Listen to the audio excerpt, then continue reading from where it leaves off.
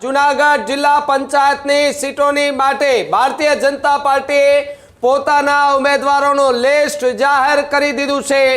હવે મોરબી બાદ જૂનાગઢની અંદર ભારતીય જનતા પાર્ટીના જે ઉમેદવારો છે તેમનો નામનું લિસ્ટ જાહેર થઈ ચૂક્યું છે। અગતરાય બેઠક પરથી સરોજબેન અશ્વિનભાઈ ખટારિયાને મેદાને ઉતારવામાં આવ્યા। અજાબ જિલ્લા પંચાયત બેઠક પરથી વિનોદભાઈ માકડિયાને દાવેદારી માટે ઉતારવામાં આવ્યા। જ્યારે અમરાપુર ગીર બેઠક માટે નીમુબેન ચૌહાણના નામની જાહેરાત થઈ છે। બાલાગામ બેઠક પરથી વિલસુબેન રમેશભાઈ જે કરંગિયા છે તે ચૂંટણી લડશે। બિલખા બેઠક માટે ચંપાબેન ઠુમરની પસંદગી કરાઈ। ચૂડા બેઠક પરથી શોભનાબેન વચ્ચે જે છે શોભનાબેન મુકેશભાઈ સતાસિયા વચ્ચે જંગ જામશે। સાથે ગંગોસર બેઠક છે તેના પર સોનલબેન મહેશભાઈ જે ઉમેદવાર જાહેર કરવામાં આવ્યા। તો આ તરફ વાત કરવામાં આવે તો ડુંગરપુર બેઠક છે જ્યાં જાનીબેન ડાંગર છે તેમને ચૂંટણી માટે મેદાને ઉતરાયા। ગડુ બેઠક માટે મણિબેન રામભાઈ વાળાના નામ પર મહોર લાગી છે।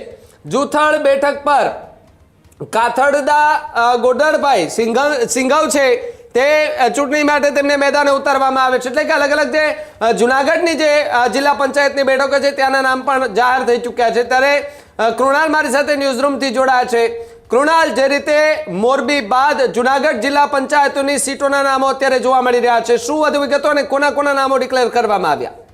બિલકુલ, એ વાત કરવામાં આવે ભાવિક તો એ સૌથી વધારે ચર્ચા અને નામની રાહ જોવાઈ રહી હોય તો એ જૂનાગઢ જિલ્લા પંચાયત બેઠકોની જોવાઈ રહી હતી। જૂનાગઢ જિલ્લા પંચાયતની તમામ બેઠકોના નામ ભારતીય જનતા પાર્ટીએ મોડી રાત્રે જાહેર કર્યા છે। 28 બેઠકોના નામ છે તે જાહેર કરી દીધા છે। ગોપાલ ઇટાલિયાનો ગઢ ગણાતી એ વિસાવદર સાથે એ માણાવદર જૂનાગઢ સહિતના જે પંથકની જિલ્લા પંચાયતની બેઠકો છે આ તમામ બેઠકોના નામ છે તે ભારતીય જનતા પાર્ટીએ છેલ્લી ઘડીએ એ ફાઇનલ કરી દીધા છે। તમામ બેઠકોની વાત કરીએ તો અગતરાય બેઠક ઉપરથી સરોજબેન ખટારિયા કે તેમનું નામ છે તે જાહેર કરવામાં આવ્યું છે। દિનેશ ખટારિયાના કુટુંબી કહી શકાય તેવી નામની અત્યારે જાહેરાત કરવામાં આવી છે। સાથે જ અજામ બેઠક ઉપરથી વિનોદભાઈ માકડિયાના નામની જાહેરાત કરવામાં આવી છે। તો સાથે અમરાપુર ગીર કે જ્યાં નીમુબેન ચૌહાણના નામની જાહેરાત કરવામાં આવી છે। ચૂડા બેઠક કે જ્યાં એ ગોપાલ ઇટાલિયાનો ગઢ માનવામાં આવે છે, એટલે કે ગોપાલ ઇટાલિયા સમર્થિત એ કાર્યકર્તાઓની સામે ભારતીય જનતા પાર્ટીએ ચૂડા બેઠક ઉપર શોભનાબેન સતારિયાના નામની જાહેરાત કરી છે। એટલે કે ગોપાલ ઇટાલિયાના ખેમામાં આવતી જે 4 જિલ્લા પંચાયતોની બેઠક છે કે જ્યાં આમ આદમી પાર્ટી સામે ભાજપની સીધી ટક્કર છે તે જોવા મળવાની છે। અને સાથે જ વાત કરીએ ડુંગરપુર, આ પણ ગોપાલ ઇટાલિયાના આમ આદમી પાર્ટી સામે ભાજપની સીધી ટક્કર। આ બેઠક ઉપરથી જાનીબેન ડાંગરને અહીંયાથી મેદાને ઉતારવામાં આવ્યા છે। ત્યાં પણ સીધી ટક્કર એ કોંગ્રેસ કરતા આમ આદમી પાર્ટી અને ભાજપ વચ્ચે રહેવાની છે।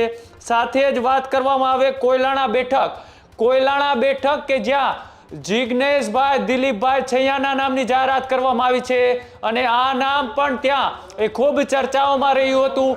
એ દમખમથી માણાવદરના ધારાસભ્ય અરવિંદ લાડાણીને ભારતીય જનતા પાર્ટીમાં લાવવા માટે સૌથી વધારે કવાયત હાથ ધરી હોય તો જિગ્નેશ છૈયાએ કરી હતી। જવાહર ચાવડાની સામે જ્યારે કોંગ્રેસમાંથી અરવિંદ લાડાણી લડી રહ્યા હતા ત્યારે સૌથી વધારે મહેનત એ સીટ જીતવામાં કરી હોય તો એ જિગ્નેશ છૈયાએ કરી છે ને તેના જ આધારે ભારતીય જનતા પાર્ટીએ તેમને અહીંયા ઇનામી રૂપે આ ટિકિટ છે તે જિલ્લા પંચાયત કોલિયાણાની આપી છે।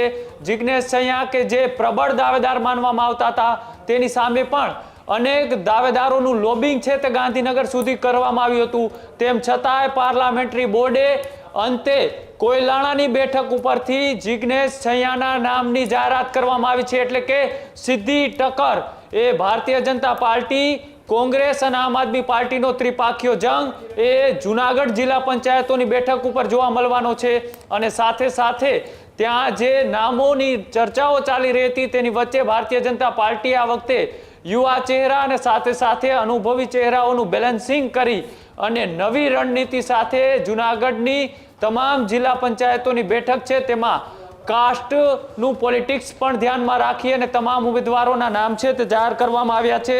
સાથે આગળ વાત કરીએ કુકરવાડા, તો કુકરવાડાથી પણ અસ્મિતાબેન ચૌહાણના નામની જાહેરાત કરવામાં આવી છે. સાથે જ માળિયા બેઠક કે જ્યાં જીતુભાઈ સિસોદિયાના નામની જાહેરાત કરવામાં આવી છે. માંગરોળ ઓજીમાંથી જેઠાભાઈ ચુડાસમાના નામની જાહેરાત કરવામાં આવી. મેંદરડા બેઠક કે જે એ પણ ગોપાલ ઇટાલિયાના આમ આદમી પાર્ટી સામે સીધી ટક્કર ભારતીય જનતા પાર્ટીની થવાની છે. ત્યાં પણ અસ્મિતાબેન ઠુમરના નામની જાહેરાત કરવામાં આવી છે. સાથે જ આગળ વાત કરવામાં આવે તો મેસવાણ કે જ્યાં રતિલાલ લાડાણી ને પણ અત્યારે ભારતીય જનતા પાર્ટીએ આખરી યાદીની અંદર સમાવી લેવામાં આવ્યા છે. સાથે જ મોણપરી મોટી કે જ્યાં ભરતકુમાર ઝાલાવાડિયાના નામની જાહેરાત કરવામાં આવી છે. સાસણની બેઠકની વાત કરીએ તો ત્યાં ચિરાગ રાજાણીના નામની જાહેરાત કરવામાં આવી છે. વડાલ બેઠક કે જે પણ એ ગોપાલ ઇટાલિયાના આમ આદમી પાર્ટી સામે ભાજપની સીધી ટક્કર છે. ત્યાં પણ મનસુખભાઈ વઢેરાના નામની જાહેરાત કરવામાં આવી છે. એટલે કે આમ કુલ 28 ઉમેદવારોએ ભારતીય જનતા પાર્ટીએ મોડી રાત્રે સૌથી છેલ્લે એ જુનાગઢ જિલ્લા પંચાયતના જાહેર કર્યા છે. જુનાગઢ જિલ્લા પંચાયત એ ખૂબ રસપ્રદ અને ટક્કરવાળી રહેવાની છે, કેમ કે ત્યાં ત્રિપાખીયો જંગ અને સીધી ટક્કર એ આમ આદમી પાર્ટી અને ભાજપની રહેવાની છે. ત્યારે આ તમામ ઉમેદવારો એવા પસંદ કરવામાં આવ્યા છે કે જે દમદાર હોય, એ પાર્ટીને જીતાડવામાં મજબૂત હોય અને સાથે સાથે પરિવારવાદને દૂર રાખી અને પાર્ટીએ કાર્યકર્તાઓને અહીંયાથી ટિકિટ આપી છે. તેવા અનેક ચહેરાઓ છે કે જે પહેલી વખત તેઓને પાર્ટીએ જે દાવેદારી કરી હતી એ તમામ ઉપર ક્યાંક ને ક્યાંક વિશ્વાસ છે તે પણ મૂક્યો છે ને તેના જ આધારે એ પાર્ટી આ તમામ નામોની જાહેરાત કરી છે. એટલે કે હવે જુનાગઢની અંદર પણ એ ટક્કર રસપ્રદ રહેવાની છે. સાથે જે રીતના ગોપાલ ઇટાલિયા એ જ્યારે જીત થઈ વિસાવદરમાં, ત્યારબાદ એક ચાલ્યું હતું કે હવે વિસાવદરવાળી થશે, પણ હવે કદાચ એવું લાગી રહ્યું છે કે જુનાગઢ જિલ્લા પંચાયતની બેઠકોમાં વિકાસવાળી થાય તો નવાય નહીં, કેમ કે અહીંયા એવા ચહેરાઓને સામે ઉતારવામાં આવ્યા છે. એ તમામ ચહેરાઓ ક્યાંક ને ક્યાંક જીતની નજીકના દાવેદારો પણ માનવામાં આવે છે. તેમનો ભૂતકાળ એ બિન વિવાદિત હોય તેવા ચહેરાઓને પહેલા પસંદ કરવામાં આવ્યા છે. અનેક નામો છે તે સંસદ, ધારાસભ્યો અને જિલ્લા પ્રમુખો દ્વારા લોબિંગ કરવામાં આવ્યું હતું. એ તમામ વાતોને સાઈડમાં રાખી અને પાર્ટીએ મજબૂત ચહેરાઓને અહીંયાથી પસંદગી કરી છે. અને સાથે સાથે ગીર સોમનાથ અને જુનાગઢની 2027 વિધાનસભાની ચૂંટણીને ધ્યાનમાં રાખી આ તમામ ચહેરાઓને અહીંયા એક જવાબદારીના ભાગરૂપે અહીંયાથી એક ઉમેદવાર તરીકે ભાજપે જાહેર કર્યા છે. અને સાથે જ વાત કરીએ કોઈલાણાની બેઠક ઉપર કે જ્યાં એ અરવિંદ લાડાણી સમર્થિત એવા જિગ્નેશ છૈયાને એ દાવેદાર જે માનવામાં આવતા હતા પ્રબળ, અને તેના જ નામની જાહેરાત છે તે ભારતીય જનતા પાર્ટીએ કરી છે.